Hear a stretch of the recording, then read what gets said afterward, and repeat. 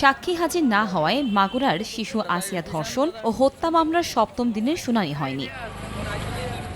মঙ্গলবার সকালে সাক্ষ্য গ্রহণের দিন ধার্য থাকলেও ঢাকা মেডিকেলের 2 চিকিৎসক আদালতে হাজির না হওয়ায় সাক্ষ্য নেওয়া সম্ভব হয়নি। রাষ্ট্রপক্ষের আইনজীবী জানান, 7ম দিনের কার্যদিবসে ঢাকা মেডিকেলের ফরেনসিক বিভাগের 2 চিকিৎসককে সাক্ষ্য দিতে তলব করা হয়, কিন্তু তারা আদালতে না আসায় বুধবার আবারও দিন ধার্য করেন আদালত। এর আগে একবার সমন ও একবার গ্রেফতারি পরোয়ানা জারি করা হয় ওই চিকিৎসকদের বিরুদ্ধে, কিন্তু তারা আদালতে হাজির না হওয়ায় 2 চিকিৎসকের বিরুদ্ধে এবার অজামিনযোগ্য গ্রেফতারি পরোয়ানা জারি করেছেন আদালত। এর আগে সকালে ঝিনাইদহ জেলা কারাগার থেকে প্রধান অভিযুক্ত হিটু শেখ সহ সব আসামিদের আদালতে হাজির করা হয়। বিজ্ঞ আদালত আগামীকাল আবার সাক্ষীর জন্য দিন ধার্য করেছেন।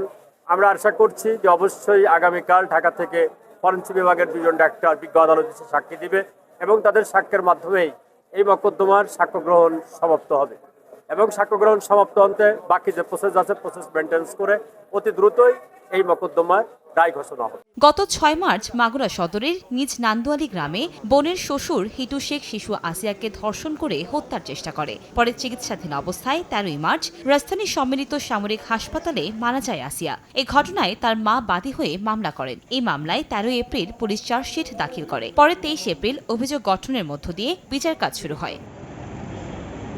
সময় সংবাদ, মাগুরা।